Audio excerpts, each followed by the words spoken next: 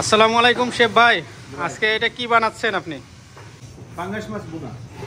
আচ্ছা, আপনি এটাতে কি দিয়ে বানাচ্ছেন? পাঙ্গাস মাছ বোনাটাকে এত সুস্বাদু কিভাবে করেন? আপনার কারি তো অনেক সুস্বাদু। মেইন হচ্ছে গিয়া তরকারি বানানোর সময় অনেকক্ষণ ধরে তরকারিরে বুনতে হয়, ওই মশলাটারে অনেকক্ষণ বুনতে হয়।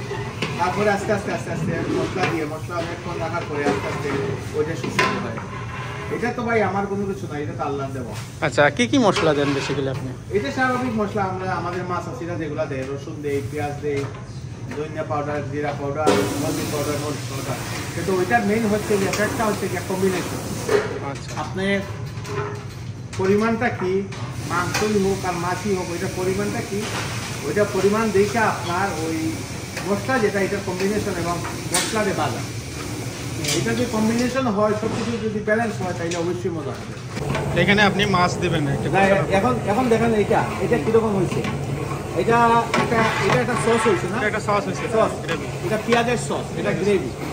এখন যদি আমি এটার মধ্যে মাছ দিয়ে দেই, মশলা দিয়ে দেই, ওইটা মিষ্টি লাগবে। এইটারে আমাকে বুনতে হবে অনেকক্ষণ, মিনিমাম হাফ এন আওয়ার। বোনার পরে ওইটা একটা ককটেলের মতো হয়ে যাবে, তখন আর মিষ্টি মিষ্টি ভাব থাকবে না।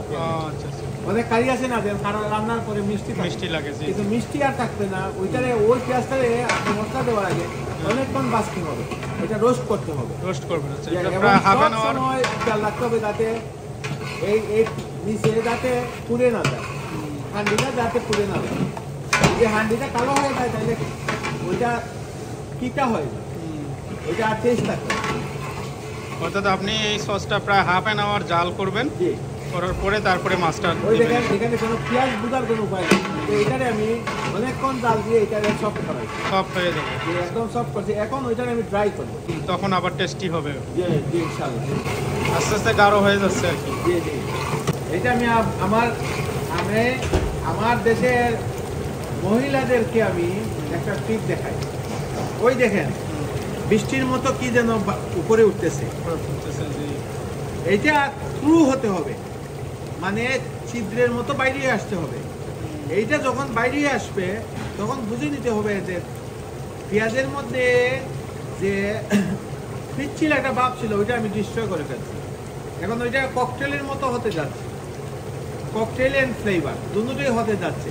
এই যে দেখেন পাশাপাশি, এইটা দেখেন, এটা কাঁচা পেঁয়াজ, এই দেখেন এইটার মধ্যে বাবুল উঠতেছে না, কারণ ওইটা কাঁচা পেঁয়াজ এখনো আছে, আর ওইটা কাঁচা না। এখন ওইটা আপনার এই গুণা 100% গুণা হয়ে গেছে। এখন আমি এটার মধ্যে মশলা দিয়ে কোনো সমস্যা নাই, ওইটা মিষ্টি লাগবে না। অনেকে বলে না যে পেঁয়াজ বেশি হয়ে গেছে মিষ্টি লাগতেছে, এটা সঠিক না।